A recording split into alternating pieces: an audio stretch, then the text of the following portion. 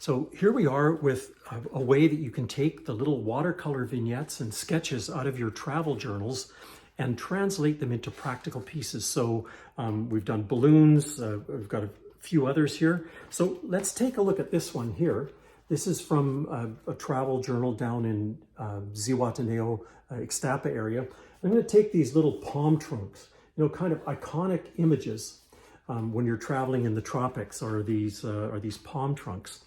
And what you can do is take that little vignette and put it into a bookmark format so that you've got a really wonderful memento of your travels. So I'm going to show you how you can do these, how they're really simple, they're straightforward, and they're incredibly satisfying when you've got 3 or 4 of these that you can hand out to your travel companions and maybe put the name of the place. Maybe it's Maui that you went to, or Kona, or Cancun, wherever it happens to be, it doesn't matter. But a really wonderful memento. So every time you pick up a book and you're reading, you've got that memory coming back for you. So let's take a look at how you can do these bookmarks using palm trunks. I know you can do it. So this is my travel journal from Zihuatanejo, Mexico. There's the title page and all the different things that we did, places we went, all of those kinds of things. And what I want to do is I want to show you how you can take the little sketches and little watercolor vignettes out of your travel journal and turn them into practical pieces of artwork, things that you can actually use in your day-to-day life. So this is a palm trunk, as you know, for if you've been down anywhere tropical at all, they're everywhere. So I'm going to take this little vignette of a palm trunk that was along the beach, and I'm going to turn that into a bookmark. So here's your standard kind of bookmark size. This is about 2 1/4 by 7.5 inches. So I'm not sure if there's a legal size of bookmark, but this is the kind of size I'll be using. So there we go. So just a straight HB pencil, really practical. I'm going to start at the top, and we'll start.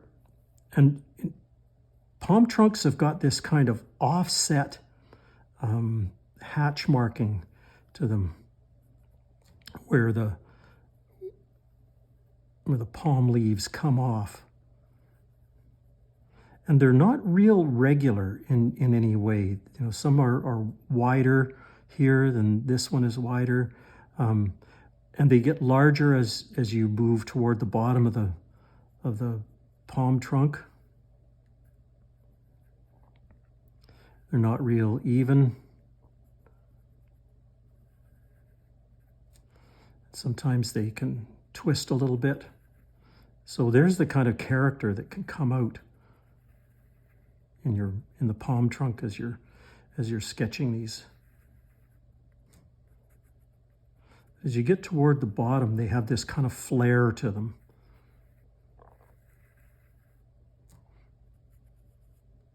So let's leave it at that for a palm trunk. And along the bottom, in the sand, they're often kind of, you can see bits of the root structure that's there. So I'm going to darken this up just a little bit here.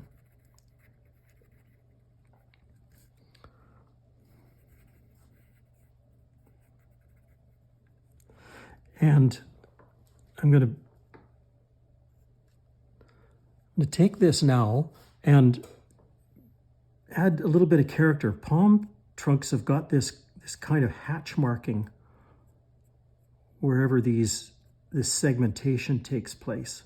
It's kind of like expansion joints. As the tree grows, it kind of stretches out and leaves these expansion hatch marking along the way.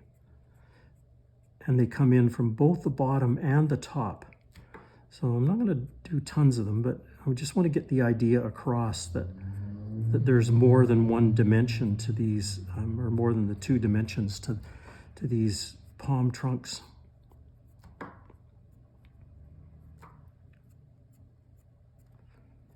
So there we are, and then we'll come in from the top as well. I think you're getting the idea here of, and it didn't have to be, they're not all regularized, it's all kind of random.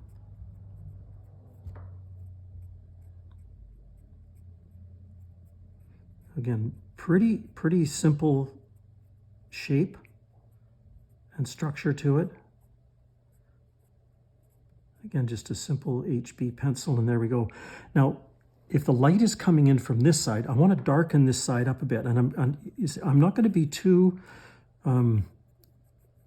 rigorous about this. I just want to darken this side up, and when we add a little tiny bit of watercolor to it, it'll darken it even more and give you that three-dimensional kind of look to it. So you can see that this shaded side is starting to become a bit more defined. And you see, I'm not being too structured about it. But it does give me that dimension from that side. Now I want to add a little bit more shading to this. So I'm just going to take and do a quick hatch marking along this shaded side. Remember, this side is in the shade. The light is coming from this side. So we want this side a little bit darker. So it's kind of a 45-degree angle from this, and then turn it around, do the same from the other side, the other direction, I should say. Just the more you practice this, the better you'll get at it. And we're going to finish this, and then we're going to add just a little bit of, so you can see that you've got a 3-dimension to this palm trunk, and maybe I want to put a little bit of a sand, the beach side here to it as well. So again, add just that little bit more dimension to it. And what I'm going to do is I'm going to take this, and palm trunks, you know, these trunks are not brown. They're kind of a grayish brown to them. So I'm going to take that lead and I'm just going to do up this side of the palm trunk, and see, I'm not being real structured about it. You know, I want this side darker, and I might just outline this side just a little bit.